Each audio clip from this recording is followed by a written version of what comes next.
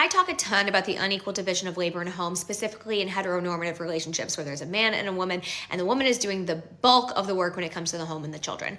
And oftentimes people will say, well, what's the solution here, right? Because men don't seem to be stepping up, and when you ask them to, they're really defensive.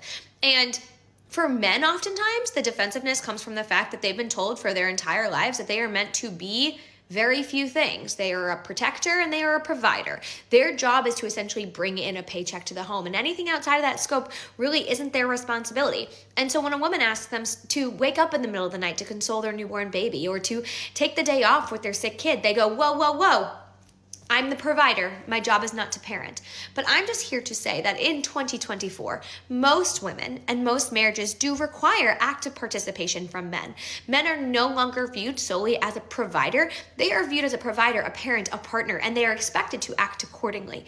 And so people will say, well, what's the solution here? And I really think there's two solutions. One, if you don't intend to be an active partner or an active parent, then you should not enter into a marriage or into a home buying experience and or into parenting with someone. Because if you don't plan to participate in taking care of the home or taking care of the children or caring about your spouse and their needs, then you likely shouldn't enter into that kind of partnership or relationship with anybody.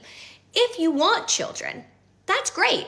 If you want children, then you need to view yourself as more than a paycheck, because when you have children, when you have a partner, when you have a home, you are then agreeing to participating in it. You are agreeing to parent those children. You are agreeing to not only show up and provide a paycheck that pays for those kids' lives, but you are also expected to wake up with them and care for them when they're sick and know what their favorite stuff is and know their teachers' names. You are expected to be a parent in the same way that women have always been expected to parent, because now women are also expected to provide a paycheck.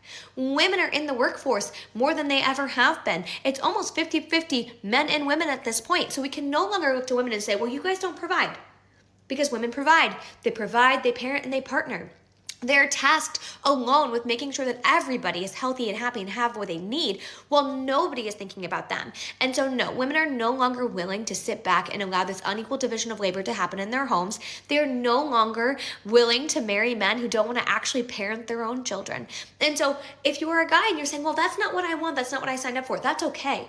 But then you likely shouldn't have children, especially. That's the big one. Don't have children if you don't intend to parent them.